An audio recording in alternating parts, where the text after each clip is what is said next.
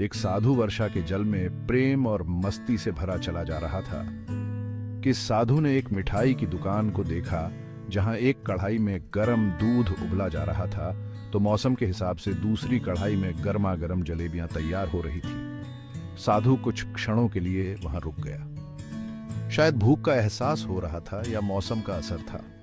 साधु हलवाई की भट्ठी को बड़े गौर से देखने लगा।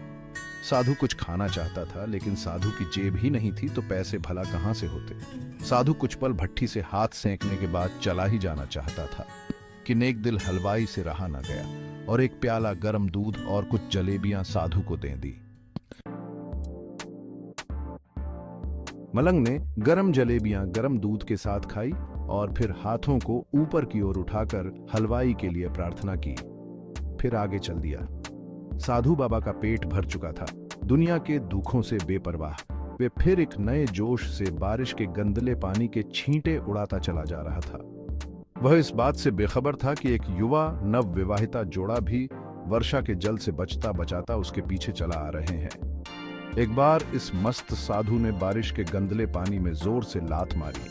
बारिश का पानी उड़ता हुआ सीधा पीछे आने वाली युवती के कपड़ों को भिगो गया। उस औरत के कीमती कपड़े कीचड़ से लथपथ हो गए।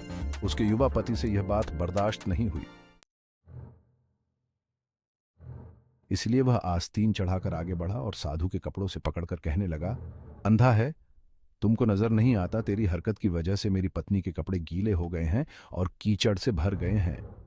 साधु हक्का बक्का सा खड़ा था, जबकि इस युवा को साधु का चुप रहना नाखुशगवार गुजर रहा था।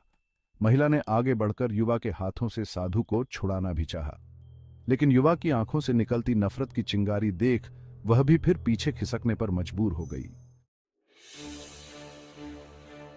राह चलते राहगीर भी उदासीनता से यह सब दृश्य देख रहे थे, लेकिन युवा के गुस्से को देखकर किसी में इतनी हिम्मत नहीं हुई कि उसे रोक पाते और आखिर जवानी के नशे में चूर इस युवक ने एक जोरदार थप्पड़ साधु के चेहरे पर जड़ दिया।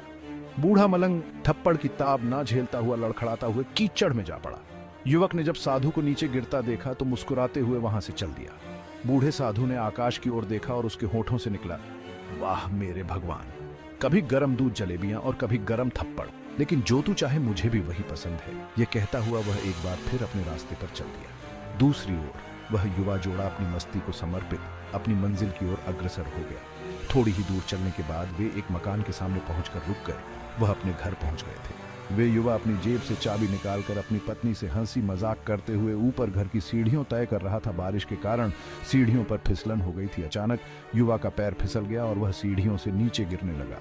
महिला ने बहुत जोर से शोर मचाकर लोगों का ध्यान अपने पति की ओर आकर्षित करने लगी, जिसकी वजह से काफी लोग तुरंत सहायता के लिए युवा की ओर लपके, लेकिन देर हो चुकी थी। युवक का सिर फट गया था और कुछ ही देर में ज्यादा खून बह जाने के कारण इस नौजवान युवक की मौत हो चुकी थी। कुछ लोगों ने दूर से आते साधु बाबा को देखा तो आपस में कानाफूसी होने लगी कि निश्चित रूप से इस साधु बाबा ने थप्पड़ खाकर युवक को श्राप दिया है, अन्यथा ऐसे नौजवान युवक का केवल सीढ़ियों से गिरकर मर जाना बड़े अचंभे की बात लगती है। कुछ मनचले युवकों ने यह बात सुनकर साधु बाबा को घेर लिया। एक युवा कहने लगा कि आप कैसे भगवान के भक्त हैं जो केवल एक थप्पड़ के कारण युवा को श्राप दे बैठे।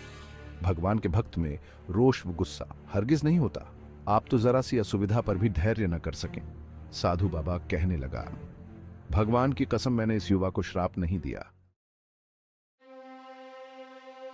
अगर आपने श्राप नहीं दिया तो ऐसा नौजवान युवा सीढ़ियों से गिरकर कैसे मर गया?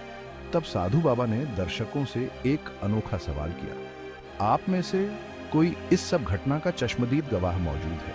एक युवक ने आगे बढ़कर कहा, हाँ, मैं इस सब घटना का चश्मदीद गवाह हूं। साधु ने अगला सवाल किया, मेरे कदमों से जो कीचड़ उछला था क्या उसने युवा के कपड़े को दागी किया था? युवा बोला, नहीं, लेकिन महिला के कपड़े जरूर खराब हुए थे। मलंग ने युवक की बाहों को थामते हुए पूछा, फिर युवक ने मुझे क्यों मारा? युवा कहने लगा, क्योंकि वह युवा इस महिला का प्रेमी था और यह बर्दाश्त नहीं कर सका कि कोई उसके प्रेमी के कपड़ों को गंदा करे, इसलिए उस युवक ने आपको मारा। युवा बात सुनकर साधु बाबा ने एक जोरदार ठाका बुलंद किया और यह कहता हुआ वहां से विदा हो गया, तो भगवान की कसम मैंने श्राप कभी किसी को नहीं दिया, लेकिन कोई है जो मुझसे प्रेम रखता है। अगर उसका यार सहन नहीं कर सका तो मेरे यार को कैसे बर्दाश्त होगा कि कोई मुझसे मारे, और वह इतना शक्तिशाली है कि दुनिया का बड़े से बड़ा राजा भी उसकी लाठी से डरता है। उस परमात्मा की लाठी दिखती नहीं और आवाज भी नहीं करती, लेकिन पड़ती हैं तो बहुत दर्द देती हैं।